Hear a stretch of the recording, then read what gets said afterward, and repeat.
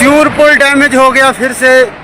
बस कुछ सेकंड, पहाड़ फटा, तोप के गोले की तरह चट्टानें आई और नीचे पुल टूट गया। ये पुल अभी बन ही रहा था, लेकिन बनने से पहले ही खत्म हो गया।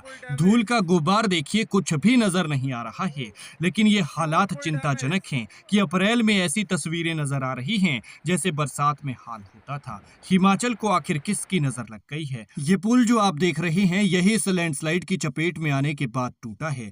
तस्वीरें चंबा की हैं। ये सियूर पुल भरमौर और होली क्षेत्र को जोड़ता था, लेकिन चट्टानों ने इसे बुरी तरह से तोड़ा और ये टूटकर रावी नदी में समा गया। इसके बाद इलाके के कई गांवों का संपर्क जिला मुख्यालय से टूट गया है, जिससे लोगों को परेशानियों का सामना करना पड़ रहा है।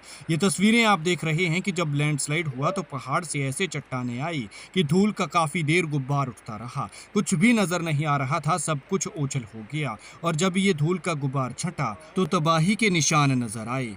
लेकिन एक बार फिर ये हालात चिंताजनक है और एक बार फिर सवाल यही है कि अप्रैल महीने में हालात ये हैं तो बरसात में क्या होगा? अप्रैल में पहाड़ों पर ऐसी बर्फबारी हो रही है जैसे दिसंबर जनवरी का महीना चल रहा हो, और बारिशें बरस रही हैं तो बरसात जैसी, जिससे लग रहा है कि बरसात अपना पता ही भूल आई है कि जुलाई अगस्त में बरसने के बजाय ये अब अप्रैल में बरसने लगी है। पीडब्ल्यूडी की तरफ से ये पुल 2 सालों से तैयार किया जा रहा था और लगभग 4 करोड़ रुपए इसकी कीमत थी। दोनों छोर पर स्टील की रेलिंग का काम पूरा हुआ था। अगले कुछ महीनों में इस पर वाहनों की आवाजाही शुरू होने की उम्मीद थी, लेकिन उससे पहले ही ये सारी उम्मीदें और उम्मीदों के साथ ये पुल टूटकर इस नदी में समा गया। आज करीब 8 बजे पहाड़ी से भारी मलबा और चट्टानें पुल पर गिर गई और इससे पुल का एक कोना नदी में समा गया। लैंडस्लाइड के बाद जोर जोर से आवाजें सुनाई दी और 200 फीट ऊंचाई तक धूल का गुब्बार उठता नजर आया। इस पुल का निर्माण बड़े वाहनों की आवाजाही के लिए किया जा रहा था और इसके साथ ही एक अन्य लकड़ी का पुल है जिस पर केवल छोटे वाहनों की आवाजाही होती है।